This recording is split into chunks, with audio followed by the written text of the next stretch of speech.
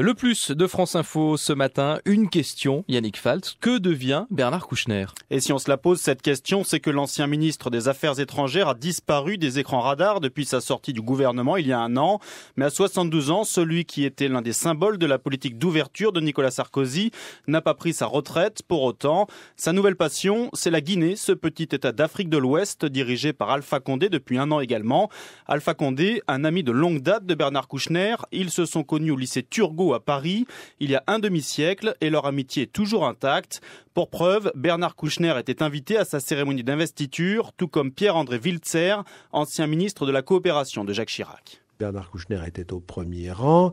Alpha Condé a salué non seulement les personnalités officielles, bien sûr, mais aussi ses amis personnels, et en commençant par Bernard Kouchner, qui est monté sur la scène, et donc tous les deux, dans une grande embrassade, se sont tournés vers la foule, et c'était extrêmement chaleureux. Donc on voyait bien qu'il y avait là une sorte de fusion, si on veut, entre ces deux amis. Il le qualifie de son frère jumeau. Et alors Yannick, que fait précisément Bernard Kouchner en Guinée? Eh bien, il s'y rend régulièrement, une fois par mois, pour suivre la construction d'un hôpital mère-enfant à Conakry. C'est son projet, entièrement financé par des mécènes comme Sanofi, EDF ou encore Total, pour qui il avait fait un rapport controversé sur le travail des enfants en Birmanie.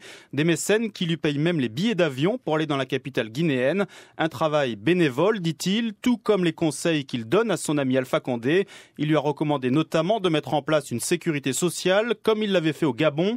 On se rappelle son rapport chèrement facturé à Omar Bongo. Des conseils très appréciés des chefs d'État africains. Le journaliste Antoine Glaser est spécialiste de l'Afrique. Quand il s'adresse à une personnalité française comme Bernard Kouchner, il ne le voit pas simplement comme un médecin, mais pour Omar Bongo, c'était un homme d'influence à Paris. Les chefs d'État africains qui sont vraiment à la recherche toujours, comme ça à Paris, des réseaux d'influence, des gens qui peuvent les aider, et que ce soit des pouvoirs politiques, des institutions, de l'Élysée, ils veulent absolument exister à Paris. Bon, même si maintenant l'Afrique se mondialise et que les nouveaux dirigeants ont beaucoup moins l'esprit Tour Eiffel, tout de même pour eux c'est important pour leur aura, pour leur image. Tout ce qui a trait à la communication, ça se passe à Paris. Et Bernard Kouchner met son carnet d'adresses à profit pour aider son ami Alpha Condé. Selon nos informations, il est intervenu notamment auprès de Christine Lagarde au FMI, du milliardaire George Soros ou de Tony Blair, l'ancien Premier ministre britannique qui conseille d'autres États africains, Sierra Leone, Libéria ou encore le Rwanda, avec qui il aura un contrat de 2 millions de dollars. Alors Bernard Kouchner lui affirme être bénévole pour ses actions, mais certains en doutent. C'est le cas de Lama Bangoura, vice-président des Nouvelles Forces démocratiques, l'un des partis guinéens d'opposition. Monsieur Bernard Kouchner a un bureau dans les locaux de l'agence du groupe Bolloré à Conakry, à la cité chemin de fer dans la commune de Kaloum. Nous pensons, nous Guinéens, y compris certains membres du parti du professeur Alpha Condé, que monsieur Bernard Kouchner, ancien ministre des Affaires étrangères de la France, a fait et fait en ce moment des affaires en République de Guinée en bénéficiant de l'avantage lié à l'amitié qu'il a avec le président actuel.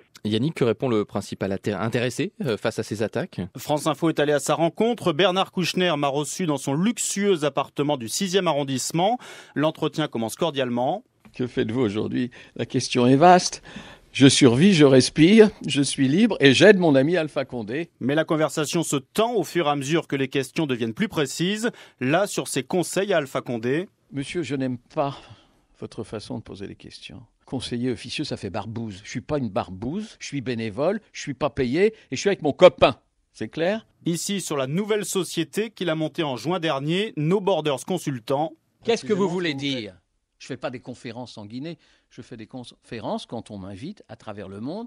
Certaines sont gratuites, d'autres ne le sont pas, comme bien des gens, tout le monde. D'accord, monsieur l'inquisiteur? Et là, sur son bureau supposé chez Bolloré, comme l'affirme l'opposant Lama Bangoura. Des conneries! Qu'est-ce que j'ai besoin d'un bureau? Puisque je travaille au ministère de la Santé, avec le ministère de la Santé. J'étais sûr que vous en viendrez là. Allez, barrez-vous. Fin de l'entretien, Bernard Kouchner me met littéralement à la porte. Pas le temps de l'interroger sur l'objet social de sa société No Borders Consultant, le conseil en développement durable, en santé, en relations internationales, mais aussi et surtout plus énigmatique, toute opération commerciale, mobilière ou immobilière, pouvant se rattacher directement ou indirectement à l'objet social.